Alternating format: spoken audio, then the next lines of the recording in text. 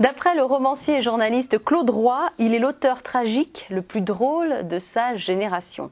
On lui doit une bonne trentaine de pièces de théâtre dont beaucoup ont été récompensées comme Zone libre, L'Atelier ou encore Vers toi, Terre promise, mais il est également scénariste, dialoguiste. Et d'ailleurs, il est déjà venu sur KTO il y a quelques années, souvenez-vous, au moment de la sortie du film Amen. Il est venu avec Costa Gavras, car il a coécrit le scénario d'Amen. On est très content de le retrouver aujourd'hui dans VIP. Jean-Claude Grimbert, bonjour. Bonjour. C'est un honneur de vous recevoir. C'est un honneur pour moi aussi. Pour moi, votre théâtre et vos écrits d'une manière générale sont absolument passionnants. Vous faites un théâtre qui parle beaucoup de votre identité juive, de la Shoah, de ce qu'a vécu votre famille, puisque vous avez perdu votre papa et vos grands-parents dans les camps.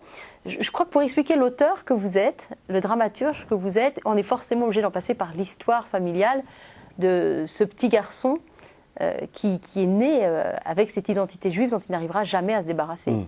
D'ailleurs, est-ce qu'on a envie de se débarrasser de son identité juive? Parce que vous êtes athée, donc vous n'êtes non plus pratiquant. Non, voilà. Mais je me sens tout à fait juif. Je n'ai jamais eu de souci de ce côté-là. C'est les autres qui avaient un souci avec les juifs. Pas... Les autres, ça c'est le titre d'une pièce voilà.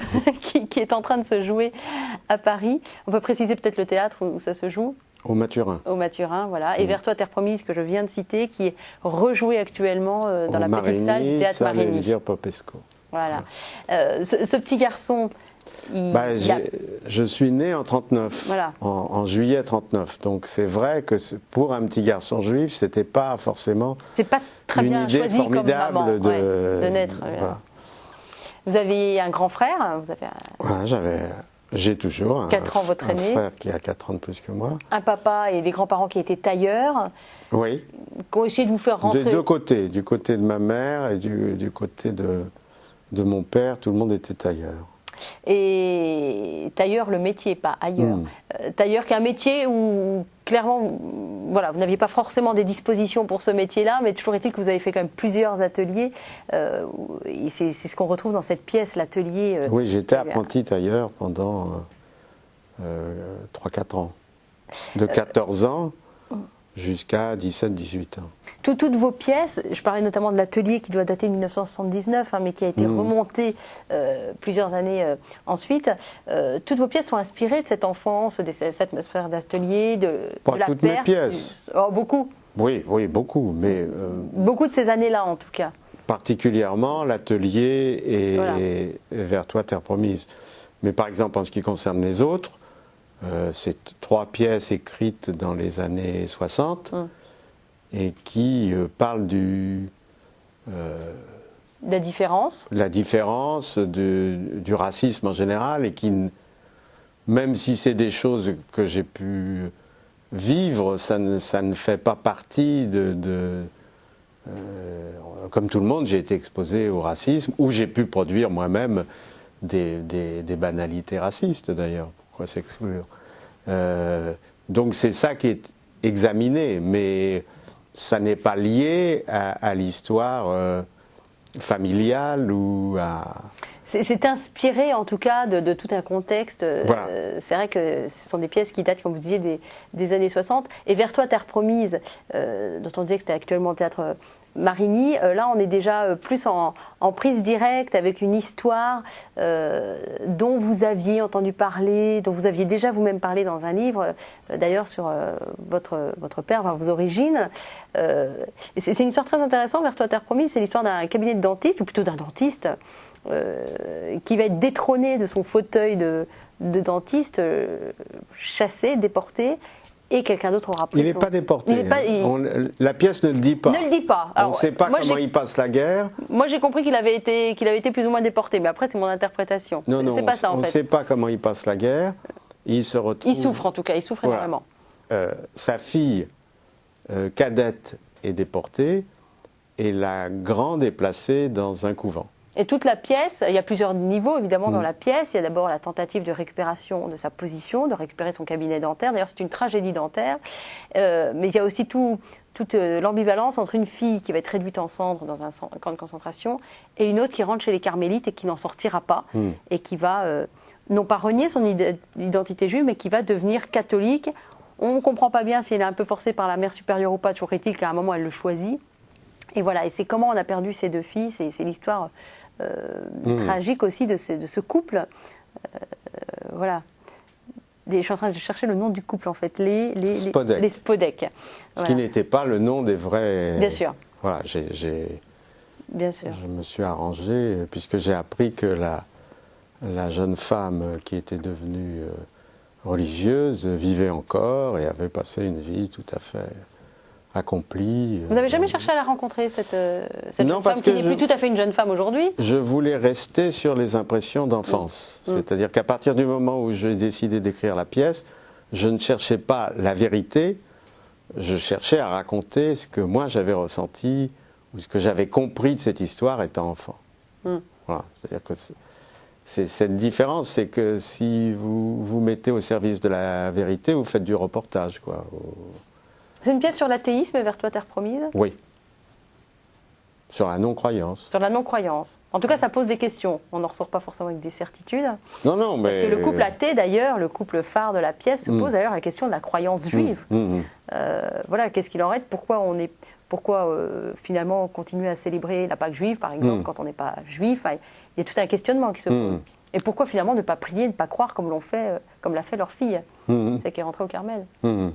Ce sont des questions qui tournent aussi pour vous, j'imagine. Moi, j'ai jamais pensé à croire à... Non. Je suis trop... mon histoire a fait que les croyances que j'ai pu avoir n'étaient pas de cet ordre-là, n'étaient pas... En quoi croyez-vous alors, Jean-Claude Grimbert? Je suis à peu près comme tous les hommes désespérés, quoi. Je pense à... J'aimerais croire en l'homme. Si je crois, je crois qu'on peut être, par exemple, qu'on peut faire le bien sans être dans l'obligation de le faire pour plaire à Dieu. Voilà, qu'on peut le faire parce que c'est mieux de chercher l'harmonie avec ses voisins, avec ses proches, avec ses lointains, et qu'il n'y a pas là ça n'a pas d'autre sens que de créer de la vie. Voilà. Ce qui n'empêche pas de croire, on peut très bien... les gens qui croient, mais je n'arrive pas à comprendre pourquoi ils croient. Ou comment font-ils pour croire? Dans J'aimerais croire en l'homme, moi j'entends que vous n'y croyez pas non plus. Bah écoutez, tout à l'heure vous avez fait écho à mon enfance. C'est vrai que comme départ, et on a mis longtemps avant de comprendre d'abord que ce qui s'était passé en France, c'est majoritairement les Français qui ont été les exécutants. Voilà. Alors donc ça a été le premier temps, en sortant du long silence qui a suivi la guerre. Long silence qui a quand même été cassé très vite par Primo Levi. Quand il a sorti Si c'est un homme, c'était au sortir des camps pratiquement. Oui, mais personne ne le lisait. Ah bah voilà. Voilà. Non, je ne parle pas du silence des déportés ou des survivants. Je parle du silence général. Voilà. De l'aveuglement de ceux qui n'ont pas voulu savoir ou voulu voir. Voilà. Ou de la difficulté qu'il y avait à voir. Voilà. C'est-à-dire, ça n'est pas qu'un aveuglement volontaire. Il y avait d'autres priorités, il y avait d'autres choses, et puis il y avait l'incompréhension. Voilà. Donc, il y a eu ce premier temps, d'abord admettre, pour ma mère c'était très difficile, elle parlait toujours des Allemands. Et un jour je lui ai dit, mais c'est la police française qui est venue chercher papa. Ah oui, oui, oui. Et donc elle le savait, mais pour elle c'était les Allemands. Voilà. Et puis ensuite, de comprendre aussi que si on a été sauvé parce que des Français qui n'étaient pas juifs, et bien sûr beaucoup de jeunes juifs et de plus âgés, se sont organisés pour nous sauver. Voilà, qu'on n'a pas été sauvés par une négligence policière, qu'on a été sauvés par des organisations dans lesquelles, bien sûr, il y avait des prêtres, et puis la prise de position de certains évêques qui, au moment des grandes rafles de 1942, ont fait lire en chair des textes qui sont des textes d'ailleurs qu'on pourrait relire avec profit aujourd'hui, sur qu'est-ce qu'on doit à l'étranger, qu'est-ce qu'on doit... les Juifs sont des hommes et les Juifs sont des femmes, et ce sont nos... Voilà, il y a eu... Donc, on est partagé entre cette idée c'est vrai que je vis dans un pays où la police française a arrêté mon père et mon grand-père aveugles. Voilà. Et 2 flics l'ont porté dans l'escalier, j'ose croire par gentillesse, mais enfin, pour l'emmener à Drancy. Voilà, pour le descendre, le mettre dans un bus et l'emmener à Drancy. Donc, tout ça... Et puis, bon, le constat aussi que si je suis en vie aujourd'hui, c'est une suite de hasards et une suite de gestes solidaires, voilà, de gens qui ont pris des risques pour faire passer la ligne de démarcation à mon frère et moi, et puis pour nous emmener dans des lieux où on était à l'abri. Momentanément, et puis après pour nous déplacer, et puis voilà, il y a quand même... j'ai essayé de l'écrire d'ailleurs dans une télévision qui j'espère va se tourner... Une télévision, c'est un film pour la télévision. Un film pour la télé, et qui met en scène un abbé d'origine juive, c'est-à-dire qu'on est presque dans Vers toi terre promise, qui avait la particularité de parler yiddish, et qui, c'est l'abbé Glasberg, et qui a vraiment existé, qui a tout à fait existé, qui a sauvé énormément d'enfants. C'était son... Voilà. Il fait partie des justes, comme on dit. Il fait partie des justes, bien sûr. Vous êtes encore très en lien avec l'enfant que vous avez été Écoutez, j'ai l'impression que si je n'avais pas de glace chez moi, j'aurais l'impression d'être un enfant et de voir vieillir autour de moi des gens et de ne pas comprendre pourquoi je me retrouve avec que des vieux.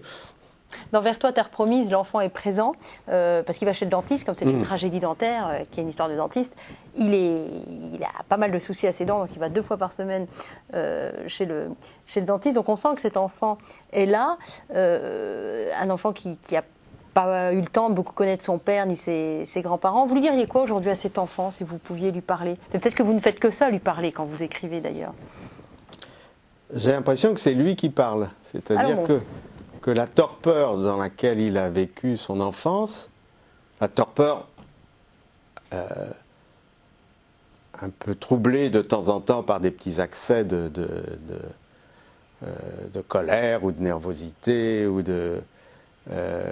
c'est que cette torpeur s'est transformée en une sorte d'examen assez serein de cette période. Voilà. Et ce qui permet c'est-à-dire je regarde encore avec les yeux de l'enfance, mais en même temps, bon j'ai quand même l'âge que j'ai. C'est-à-dire ? J'ai plus de 70 ans. J'ai juste 70 ans, quoi. Voilà. Bon, mais quand l'émission passera, j'aurai déjà un peu plus. Donc, c'est ce qui permet de donner une distance, c'est-à-dire à la fois, pour reprendre le mot je ne sais pas si c'était le désespoir ou voilà, tout ça ne pousse pas à la confiance ni au présent, ni au futur. Mais en même temps, eh bien, c'est ma vie. Voilà, c'est-à-dire que si je n'avais pas vécu tout ça, j'ai eu la chance de survivre et je ne peux pas dire qu'est-ce qui se serait passé si mon père n'avait pas été déporté ou s'il était revenu. Voilà, c'est des questions que je ne me suis jamais... Qu'il est peut-être futile aussi de se poser, voilà. Vain de toute façon. Voilà. C'est-à-dire c'est mon histoire et je dois en faire quelque chose. Alors en faire quelque chose, c'est aussi faire rire avec. C'est-à-dire que dans cette tragédie, c'est une tragédie ce ne sont pas des rois et des reines. C'est-à-dire nous sommes des petites gens Et ce destin tragique est tombé sur le dos de gens qui ne voulaient que vivre. Voilà, ça, c'est peut-être une caractéristique des auteurs qu'on dit de deuxième génération, parce que ceux qui sont sortis directement des camps, comme Primo Levi, qui a fini par se suicider 40 ans plus tard, comme Georges Semprin, qui a mis 15 ans avant de pouvoir écrire dans l'écriture ou la vie, écrire vraiment, essayer de dire avec des mots tellement impuissants ce qu'était... Je veux préciser une chose, que Georges Semprin précise lui-même volontiers. Oui. Primo Levi et Georges Semprin n'ont pas été déportés de la même manière. C'est vrai, oui, c'est vrai qu'ils le disent. C'est-à-dire que Primo Levi a été déporté parce qu'il était juif, pas pour un engagement, pas pour... Alors que Georges Semprin, c'est pour un engagement politique, Georges Semprin communiste. Était communiste, et il a été dans un camp où on internait des communistes. Voilà, un camp de prisonniers politiques. Voilà, alors que Primo Levi était dans un camp où on tuait les juifs. Un peu comme Elie Wiesel, d'ailleurs. Voilà. Donc, c'est une chose dont Semprin parle d'une manière magnifique, c'est-à-dire comment lui a appris ce qui s'était passé à Auschwitz, par exemple, quand il a vu arriver à Buchenwald les survivants de la marche de la mort. Voilà. Et comment il a appris ce que c'était que la déportation. Buchenwald étant le camp de prisonniers justement politiques. Voilà, un camp de déportation. Non, je ne veux pas dire que c'était de la rigolade à Buchenwald et qu'ils étaient... voilà. L'objet de la déportation et le sens que les détenus eux-mêmes donnaient à leur déportation n'était pas le même. Mais toujours est-il que ces gens-là sortant des camps ont eu du mal à trouver des mots, à mettre des mots sur ce que pouvait être cette horreur. Il faut passer par différents, par l'artifice. Nous qui étions de la génération numéro 2, la génération des enfants, nous avons eu beaucoup de mal à en parler. Et j'ai écrit beaucoup de pièces avant d'en arriver à une pièce comme l'Atelier. Voilà, c'est-à-dire... l'exemple des 3 pièces qui composent les autres, c'est des pièces qui évoquent des sujets qui ont un rapport avec ça, mais qui ne mettent pas en scène tout ce dont on parle aujourd'hui entre nous. J'imagine quand on est enfant de déporté et que ça fait partie de l'histoire familiale, mais pas aussi directement que si c'était soi, on se pose peut-être la question de la légitimité. Est-ce que moi qui n'ai pas vécu les camps, qui ai perdu mon papa et mes grands-parents, est-ce que je suis légitime pour en parler? Puis surtout, 2, comment j'en parle? Et vous avez fait un sacré pari qui était le pari de l'humour. Non mais moi je parle jamais des camps. C'est vrai que vous ne parlez pas directement des camps, mais vous parlez des suites. Des suites c'est-à-dire des camps. Ce que j'ai vécu. Voilà. Vous parlez des quand vivants. On est revenu en... C'est la différence aussi, c'est que vous parlez des vivants. Voilà. Je parle de notre propre incompréhension et de notre ignorance. Qu'est-ce que c'était qu'un déporté?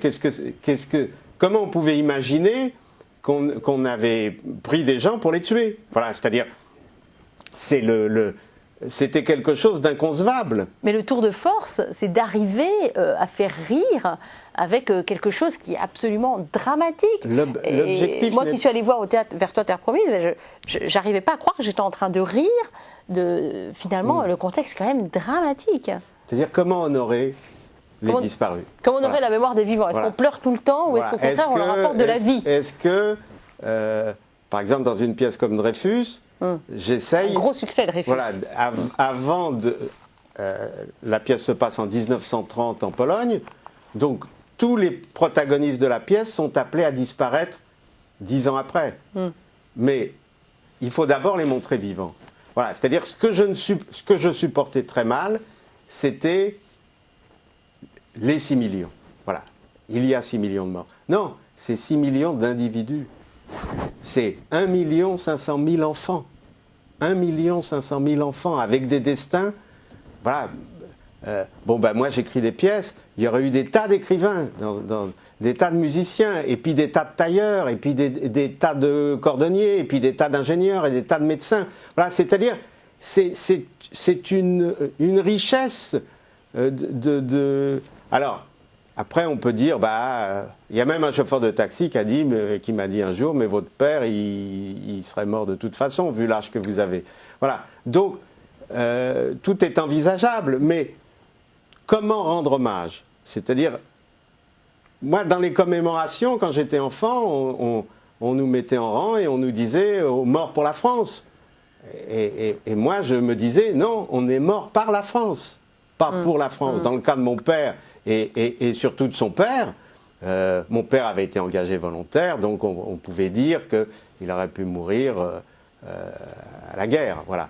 Mais dans le cas de mon grand-père, qui était devenu aveugle, et auquel j'ai beaucoup pensé quand j'ai moi-même failli perdre la vue, c'est-à-dire que brusquement, je me suis dit, voilà, ce monsieur, il a été emmené à Drancy, et de Drancy, il est parti dans un train aveugle. Voilà. C'est-à-dire, c'est des choses que je savais, mais qu'on n'a pas envie d'envisager ou d'examiner. C'est-à-dire, il faut des accidents de la vie pour brusquement se mettre à la place du personnage.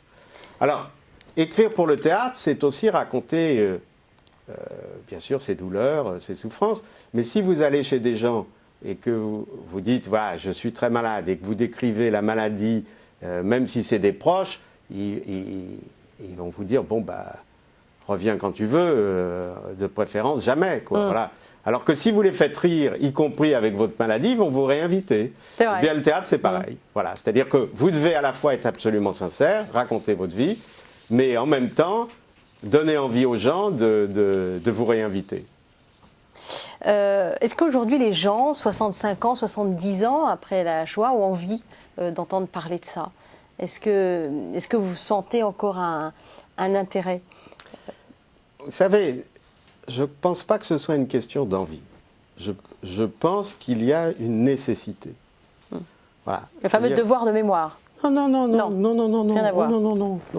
C'est pas une nécessité institutionnelle. C'est quelque chose qui est lié. Nous sommes tous confrontés à la barbarie. Nous sommes tous confrontés à l'horreur. Voilà. Vous sortez dans la rue, vous voyez des gens allongés par terre. Vous voulez dire quoi? Que l'histoire doit nous enseigner ça? Elle est là, cette nécessité? C'est pas vous enseigner, malgré vous. Voilà. Il faut enlever c'est pas arrivé à des juifs, c'est arrivé à des êtres humains. Voilà. Donc, c'est l'humanité qui est en question là-dedans. Donc, si vous vous intéressez à l'humain, à l'humanité, qu'est-ce que c'est qu'être un homme? Voilà. Le titre de Primo Levi, si c'est un homme, fait que vous ne pouvez pas échapper à ça. Voilà, ça fait partie de la conscience de chacun ou de l'inconscient de chacun. Vous avez chez des psychanalystes des gens qui n'ont jamais été dans les camps, qui ne sont pas enfants de déportés, qui n'ont rien à voir avec le judaïsme et qui vont raconter dans leurs rêves, qui vont vivre leur déportation. C'est-à-dire qu'ils viennent, il y a quelque chose qui fait qu'on est associé. On est associé au bourreau. Voilà. Les hommes et les femmes qui ont participé au massacre, c'était des êtres humains. C'est-à-dire que ce serait plus facile de... Voilà. Vous ne pouvez pas y échapper. Voilà. Comment tout un peuple qui fréquentait les théâtres, voilà. C'est-à-dire que quand vous êtes auteur de théâtre, il faut bien savoir qu'il y avait du théâtre en Allemagne, qu'il y avait du théâtre en URSS, qu'il y avait du théâtre partout, et que la barbarie passe aussi par le théâtre, ou par-dessus le théâtre, par-dessus la musique, par-dessus la littérature. Regardez le nombre d'écrivains. Il y a une exposition formidable au musée d'art juif sur Joseph Roth, voilà, qui est né à Brody, qui est la ville de mes grands-parents maternels. Et vous regardez le nombre d'écrivains de langue allemande qui ont dû se réfugier. Alors bien sûr, la majorité sont juifs, mais il y avait Thomas Mann, il y avait toute la famille Mann qui n'était pas juive. Vous avez une foule de gens, c'est-à-dire que les meilleurs ont été chassés par, ou Freud, l'homme du verbe, l'homme qui essaye de comprendre les silences et qui est vaincu par les vociférations hitlériennes. Voilà. Et qui est obligé, alors qu'il a un cancer à la bouche, d'aller se réfugier à Londres. C'est-à-dire il est doublement vaincu. La parole lui a fait défaut de tous les côtés. Donc, c'est arrivé, voilà, on ne peut pas se défaire de cette histoire. On ne peut pas dire, alors, bien sûr, vous avez des tas de gens qui vous disent, ah ben, moi j'en ai marre, je veux plus qu'on m'en parle. Mais dans le secret de leur cœur, dans le secret de leur inconscient, qu'est-ce qui se passe?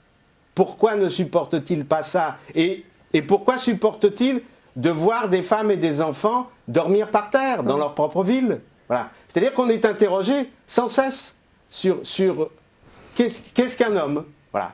Qu'est-ce que l'humain? Donc, dans cette histoire où l'humanité a touché aux confins, voilà, parce que des massacres, il y en a eu toujours, il y en a encore, mais là, l'industrie, la science se sont mis au service de la barbarie. Voilà. Et c'est quelque chose d'absolument terrifiant. Et c'est cette terreur qui fait qu'on ne peut pas y échapper. Cette terreur et aussi cette leçon de courage pour certains, d'entraide,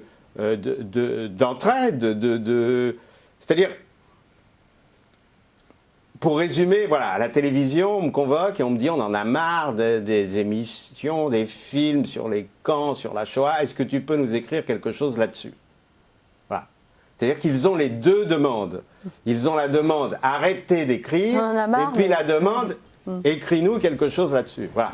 Donc, on en est tous là. Moi, j'en ai marre de parler de ça. J'en ai marre. Mais quand je m'assois, même si je veux écrire une histoire de cocu, eh bien, si le type qui est dans le placard, il ne va pas être un cocu normal. Il va être un type qui va être poursuivi. Quand on va ouvrir le placard, où ce sera un cadavre, où ce cocu sera arrêté par la police et emmené quelque part. Voilà. C'est-à-dire que vous ne pouvez pas... Les gens qui écrivent que sur les cocus sont sincères avec eux-mêmes. J'ose le penser.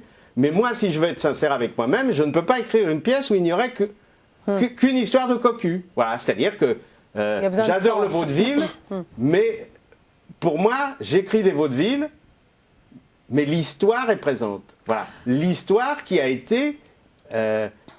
c'est pareil dans une pièce comme Rix, qui fait partie des autres. Voilà, c'est l'histoire. C'est un événement. Moi, quand j'ai écrit cette pièce d'un type qui est à la fenêtre et qui tire sur quelqu'un en bas, ça n'existait pratiquement pas.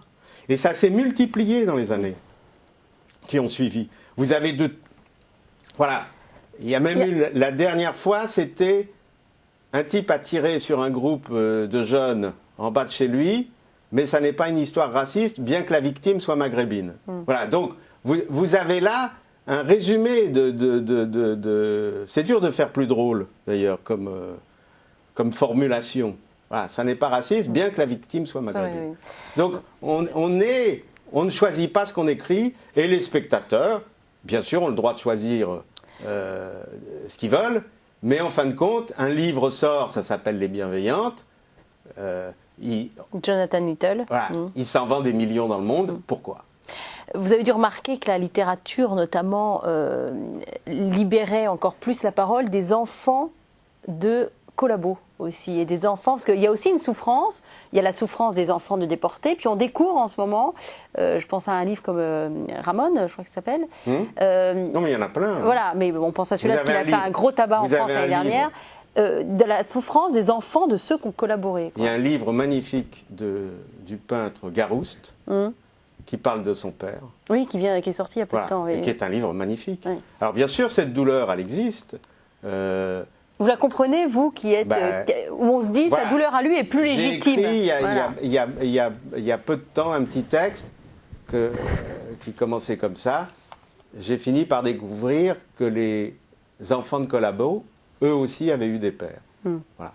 Donc c'est comme ça. Voilà. Vous aviez le livre de Marie Schex sur son père, Les lauriers du lac de Constance. Voilà, où elle a commencé assez tôt, mais c'est vrai qu'il fallait du temps aussi. Qu'il fallait du temps pour exprimer cette douleur particulière. Bien sûr, ils ont vu leur père en prison. Ils ont appris... voilà, on redit à propos de Gérard Philippe que son père a été condamné à mort et qu'il est parti en Espagne et que Gérard Philippe ne s'en est jamais relevé. il n'y a pas que ceux qui écrivent ou que ceux qui ont écrit, mais c'est vrai qu'un jour ou l'autre, vous avez un rendez-vous. Voilà, vous pouvez échapper, moi, avec un rendez-vous avec l'histoire et avec votre histoire avec aussi. Votre histoire, oui, c'est-à-dire que vous pouvez toujours dire, moi je ne parlerai jamais de mes parents déportés ou de mon père Collabo, bien que je ne mette pas les deux choses sur le même plan. Mais en fin de compte, c'est l'histoire de chacun qui compte. Voilà. Vous, Jean-Claude Grimbert, vous vous tournez de plus en plus vers les enfants. Vous vous adressez de plus en plus dans vos textes aux enfants, comme si vous découvriez ce public. Pourquoi est-ce que les enfants sont avides de connaître ce qui s'est passé, alors qui pour eux fait vraiment partie des livres d'histoire, pour moi déjà aussi. Il y a une attention renouvelée chez l'enfant, il y a quoi? Quand je parle aux enfants, je ne parle pas forcément de ça. Ça m'arrive aussi, mais d'une manière très déguisée. Disons que j'ai découvert par hasard qu'on pouvait écrire des pièces, que je pouvais écrire des pièces pour enfants. Ça a été une commande d'un ami anglais qui avait un théâtre à Londres et qui voulait que j'écrive une pièce pour son théâtre, et on s'est mis d'accord sur une pièce pour enfants. Et ça me terrorisait, hein. Et je me suis aperçu que c'était une source, pour moi, de joie et de liberté. Voilà. Alors donc j'écris parce que je me sens extrêmement libre quand je m'adresse aux enfants. Mais qu'est-ce que vous dites aux enfants que vous ne dites pas à leurs parents? Ben, je dis la même chose, mais sur le ton vous ne parlez pas pareil à un enfant. Bien sûr, mais d'où vient cette liberté alors? Comment vous l'expliquez, cette liberté? C'est une liberté intérieure, c'est-à-dire que c'est-à-dire que vous faites appel au petit Jean-Claude Grimbert. Si vous passez une après-midi avec des gosses, où ils vous abrutissent... Moi, ça me crève, hein. Voilà. Oui, mais il y a aussi des choses merveilleuses qui se passent. Sûr. Voilà. Eh bien... vous vous sentez plus libre avec eux pour raconter des histoires, pour jouer, qu'avec des adultes. Voilà. S'il y avait un enfant parmi nous, on serait obligé de parler en tenant compte de sa présence. L'émission serait plus légère que de parler que des camps et des collabos. Voilà. Donc il y a une transposition qui se fait, et le théâtre, vous savez, j'écris depuis près de 50 ans. Donc les 10 dernières années d'écriture, j'ai beaucoup écrit pour les enfants. Pendant 40 ans, je ne l'avais pas fait. Et je me sens... C'est vrai qu'il y a une liberté. C'est vrai aussi que lorsque vous jouez une pièce pour enfants, vous n'avez pas besoin de vedettes, vous n'avez pas besoin de négocier avec des théâtres. Voilà, ça c'est édité. Voilà, le petit violon, c'est une pièce qui s'est très peu jouée en fin de compte en France. Et on a vendu près de 40 000 exemplaires. Donc c'est une joie aussi de savoir que ça va dans les classes, que j'ai fait beaucoup de rencontres. Ça parle de quoi, le petit violon? Le petit violon, c'est une histoire inspirée de Dickens. Voilà, c'est un monsieur qui adopte une petite fille sourde et muette. Voilà. J'avais une chose de votre enfance sur laquelle je voulais revenir, enfin de votre enfance, adolescence. On a parlé du métier de tailleur, qui était un métier de père en fils des deux côtés de votre famille, métier pour lequel vous n'étiez pas extrêmement doué, il faut quand même dire ce qui est. Vous avez pensé devenir comédien, peu de rôles sont arrivés, et c'est parce que vous aviez du temps devant vous que vous vous êtes mis à écrire. La vie est parfois cocasse. Quand même, quand on voit ce qu'est devenu votre théâtre, vous êtes un des auteurs étudiés par les enfants en classe aussi. Il y a Molière, il y a Corneille et puis il y a Grimbert. C'est quand même incroyable. Vous ne pensiez pas écrire au départ, même si vous étiez nourri de beaucoup de littérature. Vous avez toujours beaucoup j'échappais à la réalité par le livre, par la lecture. Je n'aurais pas osé écrire des romans.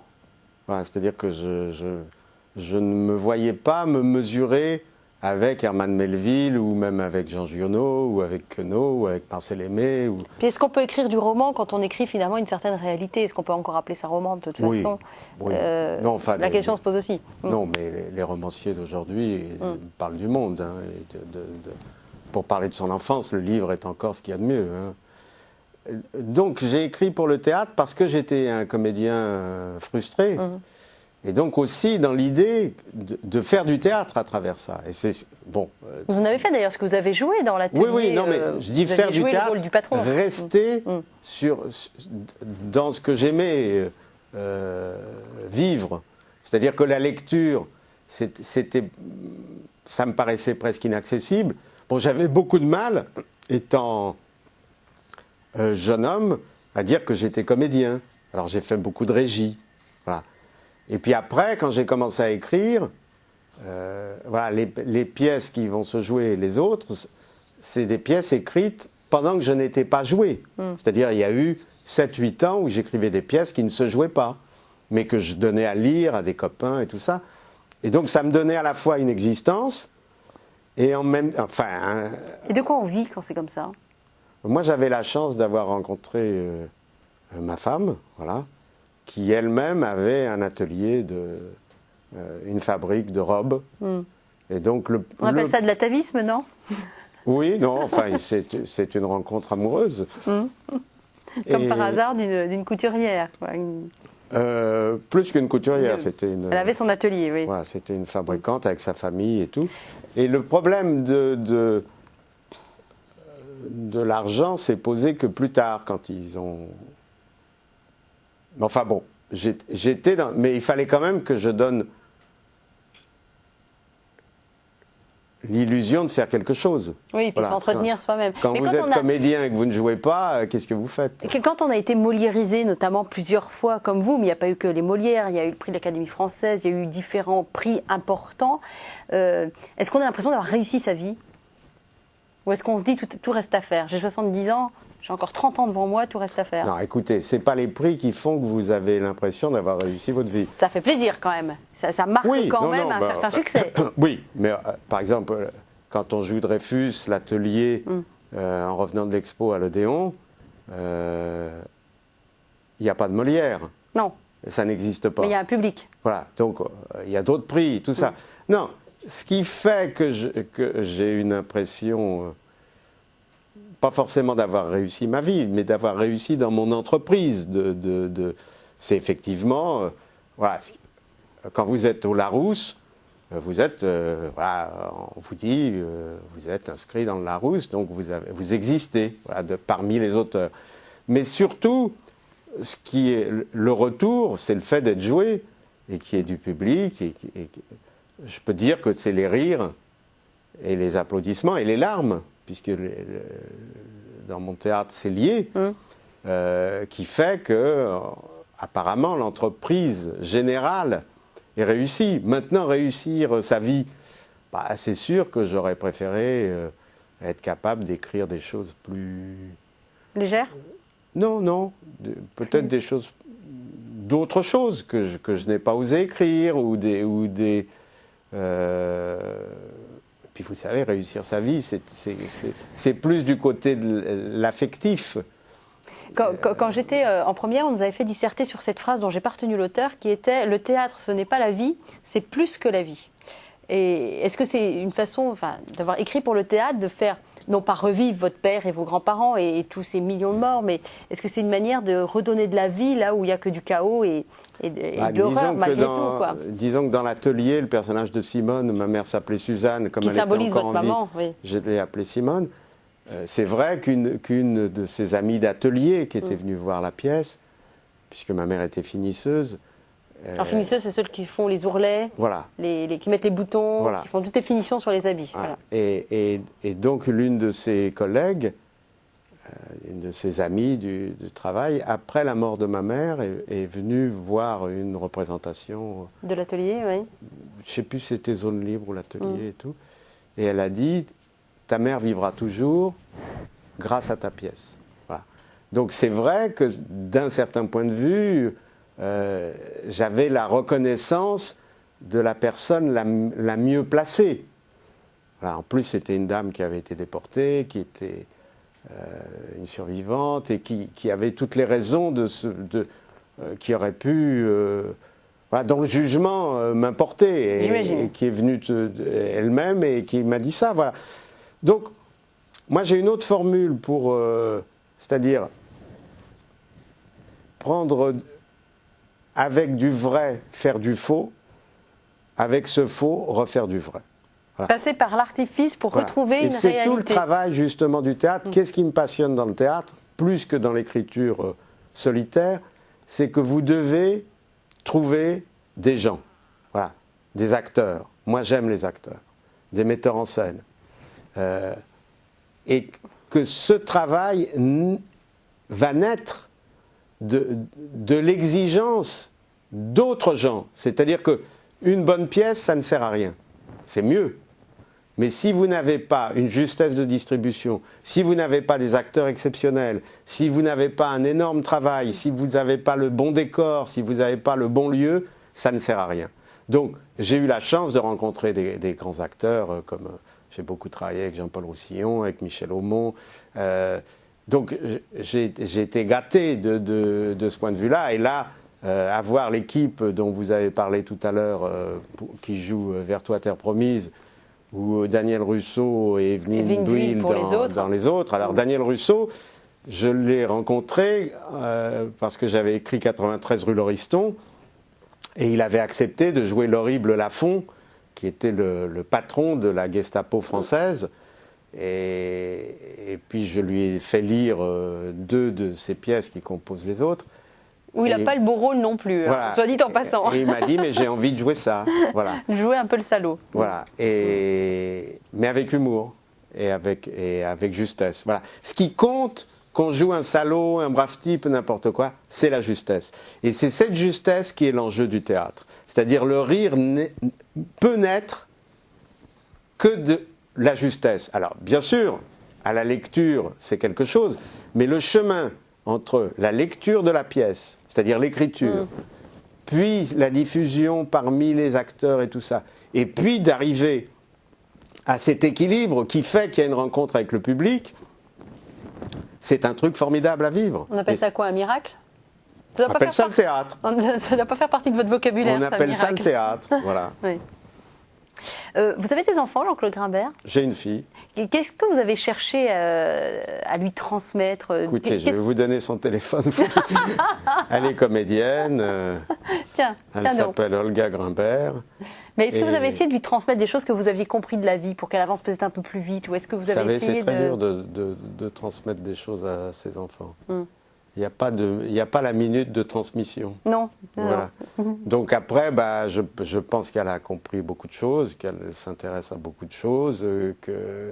Est-ce que c'est moi qui lui ai transmis? Est-ce que c'est elle qui a trouvé? Mais la mémoire est passée, en tout cas. La mémoire familiale est passée, évidemment. Oui, je pense. C'est une spécialiste de l'atelier. Elle a vu beaucoup de productions. Elle a même été dans d'autres pays voir puis bon, il se trouve qu'elle avait des tas de qualités, qu'elle a choisi d'être comédienne. Donc il y a quelque chose qui fait que le papa est content. Ça, c'est un autre problème. Aucun parent n'est content de voir ses enfants devenir comédiens. Voilà. Ça, c'est un autre problème. Mais en même temps, secrètement, c'est vrai que voilà, si vous parlez de continuité, il y a au moins cette continuité-là. Après, sur l'histoire, je pense que les enfants d'enfants déportés n'ont pas la position la plus facile à vivre. Voilà. Vous allez me dire que les enfants d'enfants de collabo n'ont pas non plus une bonne position, mais qui se démerde. À la 3e génération, voilà. C'est encore autre chose. Non, mais je dois dire que c'est vrai qu'il ne faut pas croire qu'on a vécu ça sereinement, qu'on a vécu toujours dans l'équilibre, que c'est une... Voilà, moi, je n'ai pas eu je n'ai jamais vu je n'ai pas de souvenir de mon père vivant. Voilà, parce que vous étiez bébé quand il est... Voilà, je n'ai pas je n'avais pas d'image paternelle, sinon les pères des autres, je les voyais toujours s'engueuler avec leurs gosses et je me disais, qu'est-ce qu'on est bien sans père puisqu'on s'engueule jamais. Voilà. Donc je ne suis pas sûr d'avoir été le père, mais Kafka dit que le pire des éducateurs vaut mieux que le meilleur des pères. Donc la position du père est très difficile à assumer. Je pense que je suis un très bon père avec les tout petits enfants et j'ai plus de mal. Olga, voilà. Si vous nous écoutez, voilà. Est-ce qu'il y a encore des choses que vous n'avez pas pu dire, que ce soit dans votre théâtre ou dans ce que vous faites pour la télévision ou même pour le grand écran, Est-ce qu'il y a encore soit des obsessions, soit j'allais dire des névroses, le mot est peut-être un peu fort, mais voilà des choses. Les névroses, j'ai soigné ça. J'ai fait 8 ans d'analyse. Donc ça, d'accord, c'est réglé. Mais il y a des choses que vous n'avez pas encore pu faire passer par vos écrits et que voilà, vous aimeriez avoir le temps de faire passer aussi? Ou est-ce qu'au contraire, vous voudriez lâcher un petit peu ce passé et partir vers d'autres horizons? C'est pas des choses, c'est des histoires. Voilà, il y a des histoires que j'aurais eu envie de raconter, que je n'ai pas racontées. Voilà, ça oui. Maintenant, des choses de mon enfance, en février sort un livre qui s'appelle Pleurnichard et qui raconte mon enfance d'une manière plus précise. C'est vous le Pleurnichard? Voilà.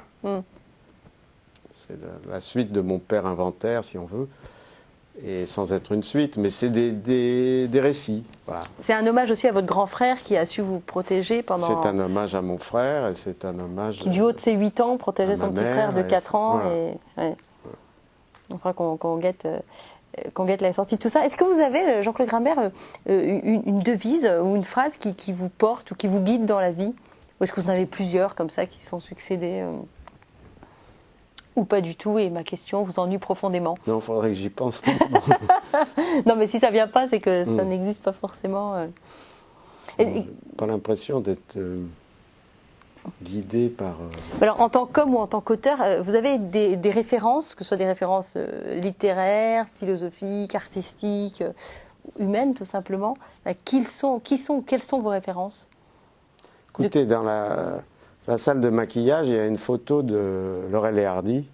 Oui, exact, sur le mur de la loge. Vous allez tout savoir sur ce qui se passe à KTO et dans la loge de maquillage. Il faudrait qu'on y mette une caméra. Je suis très pour Laurel et Hardy. Ah, voilà.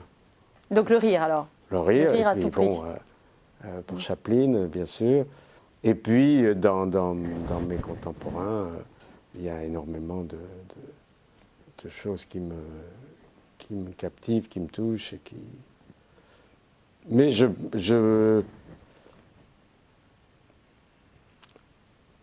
si j'avais une devise, ce serait celle de Shalai Alechem, qui est un auteur de langue yiddish, et qui avait choisi comme nom Bonjour, c'est-à-dire écrire comme on tend la main. Voilà. C'est joli ça. Et donc c'est ce que à la fin des fins, c'est ce que je m'efforce de faire. Si on vous ôtait votre stylo, qu'on vous empêchait pendant une année on vous obligeait à prendre une année sabbatique, on vous empêche d'écrire, on n'a pas le droit d'écrire, ni pour la télé, ni pour le théâtre, ni pour personne. Vous feriez quoi de cette année j'allais dire de liberté, ça se trouve ce serait l'enfer pour vous, mais vous feriez quoi de cette année de... Ça m'est déjà arrivé de ne rien écrire pendant un an. Hein. Non mais vraiment, c'était pas, de choisir, hein, je dis. C'était pas forcément... Non, ce qui m'est arrivé de similaire, c'est que pendant quelques mois, je n'ai pas pu lire. Voilà. Et je me suis aperçu qu'on pouvait vivre sans lire. Ah non, moi je n'en crois pas un mot, mais qu'on pouvait si vous le dites. Qu'on pouvait rester assis. C'était la première fois de ma vie depuis l'enfance que je ne lisais rien. Voilà. Ou alors il fallait que je fasse agrandir les trucs et tout. Et ça a été une grande surprise. Et je pense qu'on doit pouvoir vivre sans écrire. L'important, c'est de vivre. Vous êtes déjà allé en Terre Sainte? Ce qu'on appelle en Israël. J'ai déjà été en Israël, oui. En Israël, oui. Qu'est-ce que vous avez ressenti? Vous savez qu'avant d'être la Terre Sainte, pour vous, c'était déjà un pays peuplé de Juifs. Tout à fait. Voilà. Donc la Terre Sainte, c'est un... Chacun réagit avec sa culture. Vous êtes déjà allé en Israël, ça vous a fait quel effet Je pense à ça parce que à la fin de Vers toi, Terre promise, le couple part en Israël et entend l'appel d'une muezzine. J'ai écrit un texte sur mon premier voyage en Terre promise, qui est paru dans Mon père inventaire, voilà, qui raconte ce voyage en avion. Qu'est-ce que ça m'a fait Où j'y allais pour voir une pièce, où j'y allais pour des vacances. Pour moi, ça n'est pas un retour. Pour moi, chez moi, c'est Paris. Voilà. Je suis un ce que dit le dentiste dans Vers toi, Terre promise. Voilà, un parigot tête de veau. Voilà, c'est un peu comme Francis Lemarque. Comme si vous demandiez à Francis Lemarque, est-ce que vous aimeriez partir vivre en Israël? Bon, le pauvre il n'est plus là, mais je l'ai connu à un moment. Il était tout à fait juif, mais Mais tout à fait parisien. C'était un Parisien. Alors, on est beaucoup à être comme ça, très attaché à une ville, à une langue, à un humour. Quand j'arrive en Israël, je ne parle pas anglais. Bien sûr, je ne parle pas hébreu. Ma femme parle un peu yiddish, donc il faut qu'on trouve des gens relativement âgés pour pouvoir parler yiddish avec eux. Et sinon, on ne voit que des gens qui parlent français, quoi. Donc, non, je suis tout à fait... Alors, il peut y avoir des émotions particulières face à certaines situations ou à certaines personnes. L'hôtel dans lequel je vivais à Tel Aviv, c'est au numéro 1 de la rue Zamenhof. Et la rue Zamenhof, c'est le créateur de l'espéranto. Zamenhof, le docteur Zamenhof, c'est le créateur de l'espéranto dont je parle dans Vers toi, terre promise. Il y a une partie très très drôle là-dessus. Donc voilà, il y a quelque chose Et Zamenhof, c'est la rue à Varsovie qui menait les gens du ghetto sortaient par la rue Zamenhof pour aller au point de départ vers Treblinka. Il va falloir écrire un bouquin, ce sera un petit précis de géographie de Jean-Claude Grimbert, ça peut être intéressant. Cette émission se termine, Jean-Claude, qu'est-ce qu'on peut vous souhaiter pour les années qui viennent? Déjà, dans l'immédiat, on peut me souhaiter des spectateurs pour Vers toi, terre promise, et pour les autres. Je ne suis pas très inquiète, honnêtement. Oui. Non, mais je vous le souhaite. Ce qui est très intéressant, et pour un auteur, c'est un privilège énorme, c'est de voir des pièces écrites dans les années 60 qui retrouvent vie aujourd'hui. Tandis que la dernière pièce se joue en même temps. Voilà. C'est la confrontation entre le jeune homme agité que j'ai pu être et l'homme plus sage et le vieillard un peu ramollo que je suis devenu. Ce qu'on peut me souhaiter, c'est d'écrire. Voilà. On a passé une heure très sympathique avec le vieillard ramollo que vous dites être. Oui, maintenant, il va falloir que je rentre à quatre pattes à la maison. Merci beaucoup Jean-Claude Grimbert. Je vous souhaite encore beaucoup d'écriture. Merci, au revoir.